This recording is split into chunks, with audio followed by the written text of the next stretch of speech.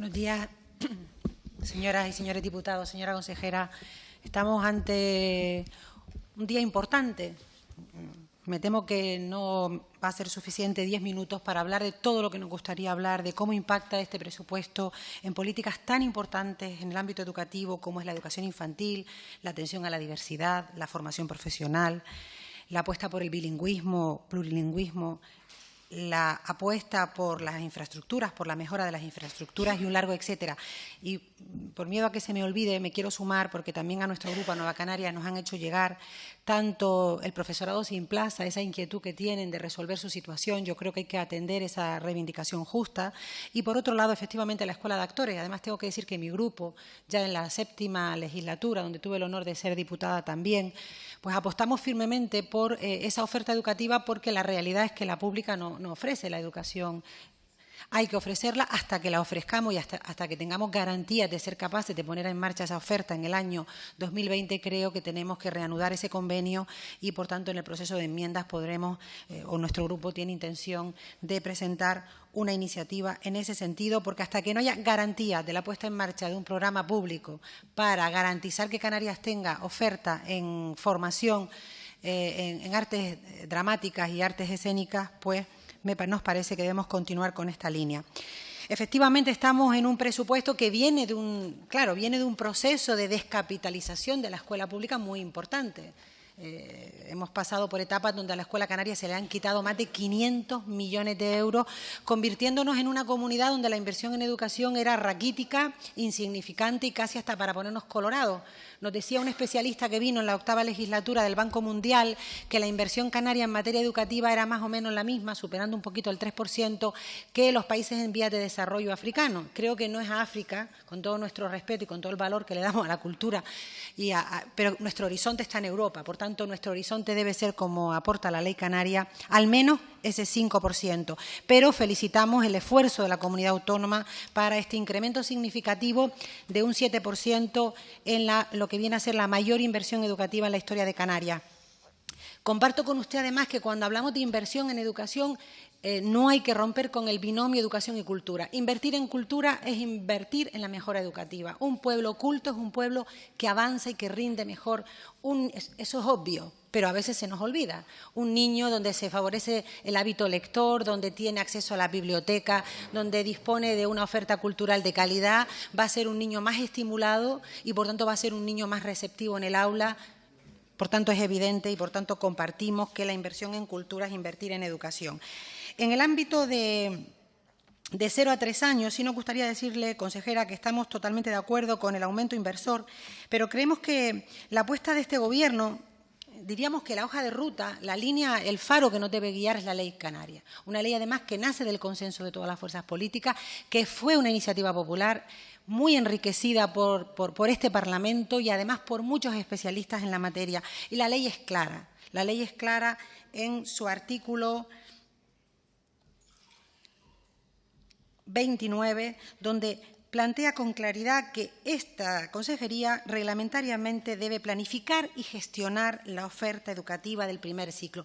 Ese debe ser nuestro horizonte y, por tanto, debemos presupuestar en esa medida, porque la realidad es que lo que hemos heredado es subvencionar el gasto de las familias a la oferta que ya existe. Pero creo que nuestra política debe ir dirigida a favorecer o ampliar la oferta. Si queremos llegar a esos niveles del Estado, tenemos que ampliar la oferta. ¿Cómo? Pues con una dirección política que debe emanar de la Consejería de Educación, como así marca la ley, y de la mano de los ayuntamientos. Por tanto, debemos, tanto para el presupuesto 2021, para los futuros presupuestos, como para la orientación de este incremento, pensar en cómo garantizar que aumente la oferta. Y aumentar la oferta significa, por tanto, propiciar, por ejemplo, que en aquellos municipios que hoy en Canarias no tienen ni una sola plaza pública de 0 a 3 años, la tengan. Ese entiendo que debe ser el objetivo de este Gobierno. Totalmente de acuerdo con la apuesta en infraestructura. Es poco, pero comparto con usted que van a llegar los más de 40 millones del PIEC y va a haber una generación de crédito extraordinario que va a permitir afrontar los grandes retos que tiene el ámbito de las infraestructuras, como por ejemplo pues la seguridad fundamental, la retirada del amianto, la accesibilidad, la apuesta por la sostenibilidad o, por ejemplo, bueno, pues la adecuación de lo que técnicamente se llaman los barracones en lenguaje popular y técnicamente aulas modulares. No creo yo que sea un eufemismo, sino que es el nombre técnico, pero efectivamente en la calle aulas modulares. Compartimos y nos parece una buena iniciativa que, tras una petición de este Parlamento, se incluya una partida pequeñita. Sí queríamos preguntarle hacia dónde va orientada esos 40.000 euros para favorecer la concienciación hacia la protección animal, la empatía con los animales. Nos parece muy importante este elemento, creemos que debe estar de alguna manera introducirla en el currículum y queremos saber a dónde va dirigido ese recurso, si va dirigido a algún profesor que se contratará especialista en esta materia para generar contenidos o cuál es el fin de esos 40.000 euros que nos parecen importantes pero claramente insuficientes. Queremos destinar un ratito, no podemos pasar por alto la atención a la diversidad.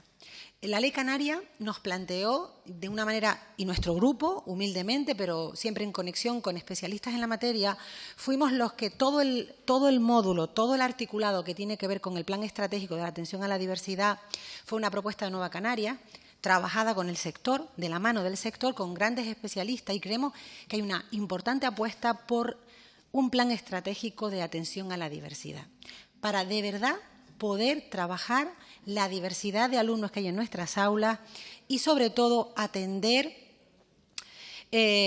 bajando las ratios, comparto plenamente, atender a la diversidad lleva inherente bajar las ratios, imposible atender en un aula de 30 alumnos a 5 alumnos extranjeros que hablan otro idioma, a 2 autistas, a un niño con algún tipo de síndrome.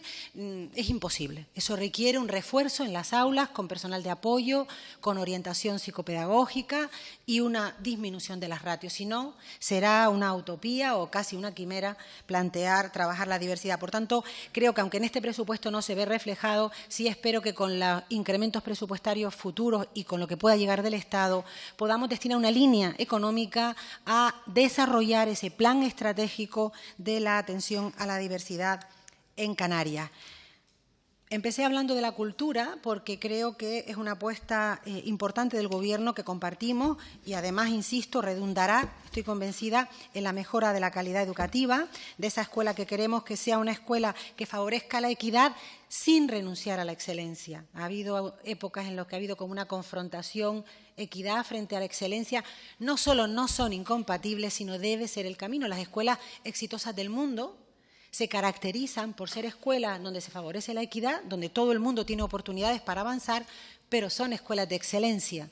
Estoy pensando ahora mismo en Finlandia. Por tanto, el ámbito de la cultura, totalmente de acuerdo por la apuesta. Y el deporte. Yo creo que usted tiene la suerte histórica de tener en su consejería 3 departamentos que se retroalimentan. Yo creo que en España se ha ignorado, se ha incluso devaluado la figura del deporte como herramienta educativa. Los americanos hacen muchas cosas mal, pero creo que esta la hacen bien, porque el deporte es un elemento motivador muy importante y porque, me van a perdonar, pero es una de mis pasiones y es de formación profesional, la neurociencia cada vez tiene más claro, en los avances científicos, que el deporte mejora la memoria, genera condiciones para mejorar el aprendizaje.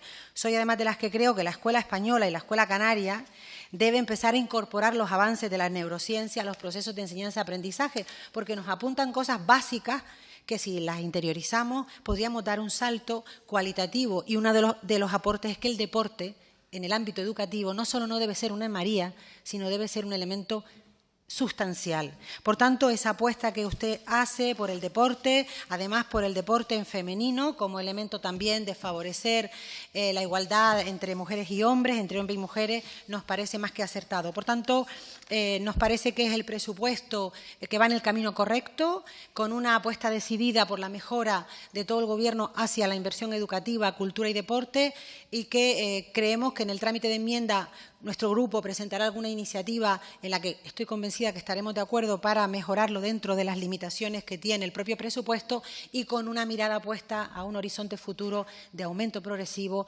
hacia ese objetivo que creo que compartimos todos y todas, que es el 5%. Gracias.